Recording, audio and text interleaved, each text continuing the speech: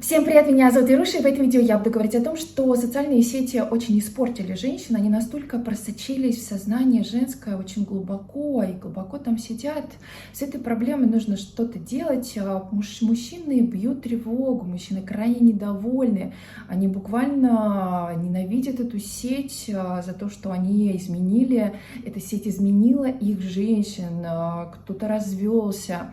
Кто-то стал замечать изменения настолько, что семья расшатана и отношения не удовлетворяют, потому что женщину как будто подменили.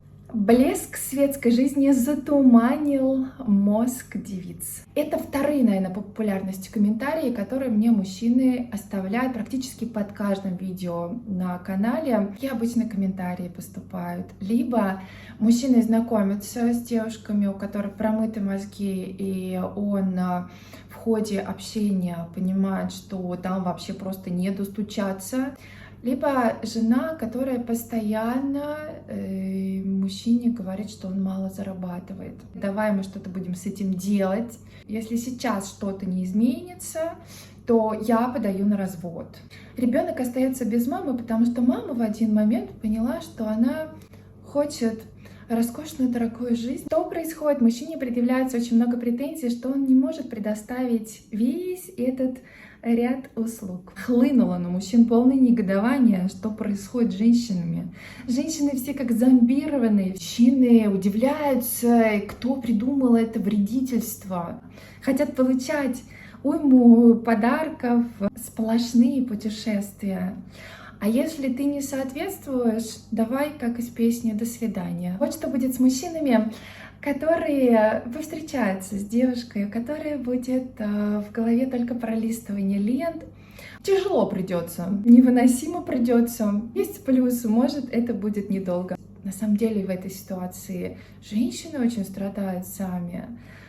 Потому что найти они потом никого не могут, напридумывали себе там всяких этих золотых гор. Но почему мужчина, зайдя в эту сеть, никак не портится? Почему женщины портятся? Потому что у них отсутствует у многих критическое мышление. Некоторые мужчины говорят о том, что эту сеть нужно обязательно закрыть, либо сделать ограниченный доступ. На это женщины, конечно, говорят, что с чего вдруг эта сеть никак не влияет на нас.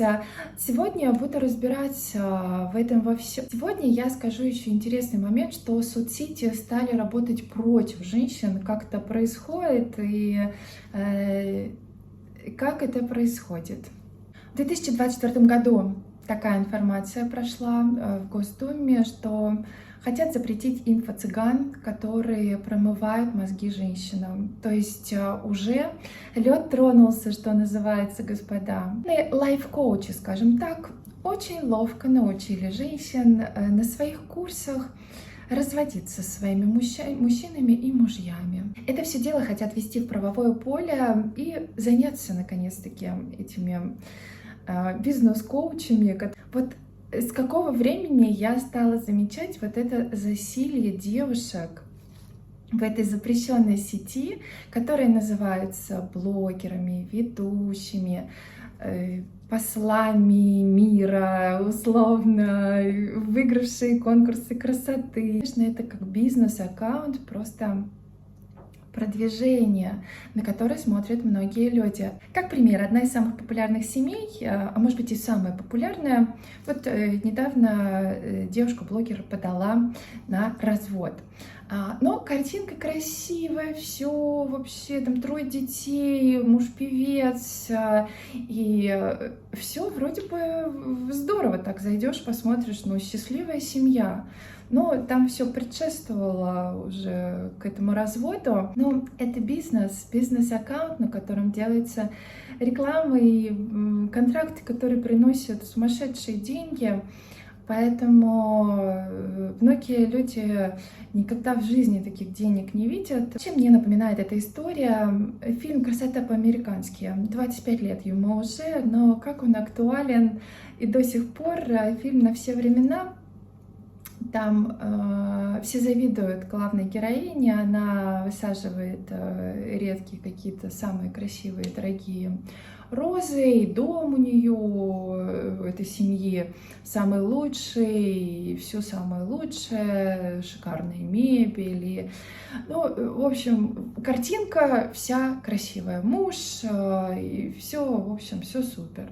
Все завидуют. Но на самом деле потом погружаешься в мир каждого герои и понимаешь, что все по отдельности и вместе также несчастные, но настолько они привыкли показывать эту идеальную жизнь, и настолько они также вот это нарциссическое, когда тебе нравится внимание, когда ты уже должен соответствовать, ты знаешь, что тебе все завидуют, тебе это нравится. История героя о том, что он постоянно был всю жизнь в этой гонке за деньгами, чтобы тоже соответствовать, а потом вышел из этой гонки и выдохнул спокойно. Фрагмент такой интересный, очень показательный, когда жена любовью даже не занимается, потому что боятся испортить эту итальянскую дорогущую мебель. В конце фильма фрагмент, когда он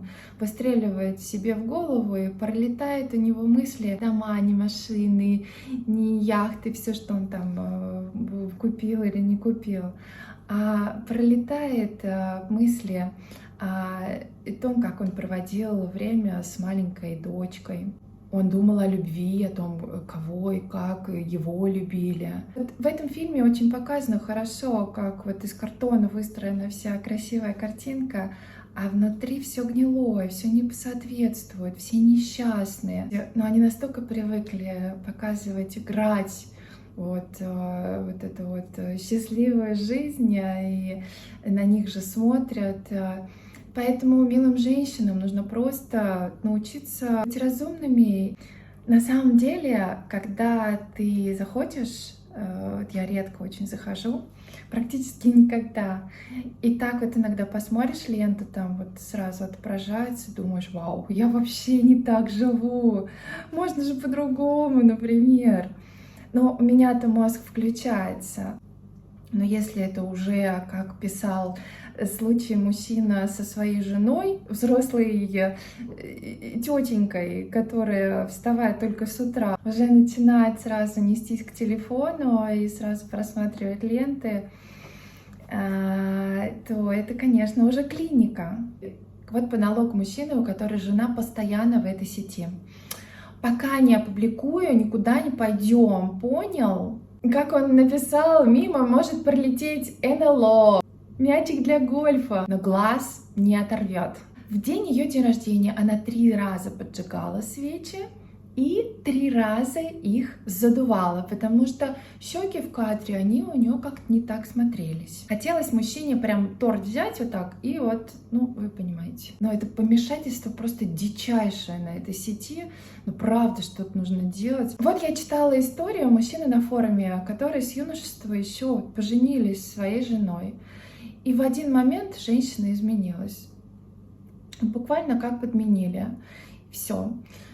Давай, хочу, ты не соответствуешь, ты мало зарабатываешь. Мужчина говорит: ну я же работаю, ну я зарабатываю, ну специальность такая, ну что я могу сделать? Ну мы же давно уже вместе, ну что произошло? Что, психанула, что называется? А вот психуют женщины. Что касается того, что соцсети стали работать против женщин, в Сильвании, например, рассматривалось дело бывшей жены, которая требовала, чтобы муж ее содержал до конца дней. Но мужчина нашел в ее соцсетях, она представлялась как нетрудоспособная. А мужчина все нашел в ее соцсетях, что все у нее в порядке, что у нее есть деньги на посещение курсов дополнительно. И, в общем, как бы, ну, конечно, суд еще опирался на другие доказательства, но, тем не менее, эта сеть поспособствовала тому, чтобы суд оказался на стороне мужчины, и мужчина выиграл это дело. В России тоже сейчас есть такая практика, когда соцсети являются каким-то доказательством. Касаемо семьи, семейной жизни, каких-то споров. Поэт Шарль Беги сказал: «Все начинается с веры, а заканчивается политикой». Я бы это перефразировала, накладывая на нынешнюю ситуацию с женщинами. Заканчивается деньги, да? Деньги. Но я уверена, что если бы этой проблемой занялись серьезно, и можно было бы подключать известных публичных людей, которые бы говорили, несли бы другие ценности. Ну, наверное, должен какой-то перелом случиться. Очень надеюсь, что пока вот это все скапливается, а потом все-таки этой проблемой займутся. Дорогие женщины и девушки, не верьте абсолютно, во-первых, это постановочно все картинки и все. Не портите свою жизнь, не портите жизнью со своим мужчиной. Будьте собой, не подражайте никому, не смотрите, не живите, не проживайте эту другую жизнь, чужую, следя за кем-то. Живите свою, наслаждайтесь жизнью, думайте больше, уделите времени соцсетям, уделите время общению в реальности, со своей семьей, если она есть, или просто людьми в реальности. Всем спасибо большое за внимание. До новых встреч. Пока.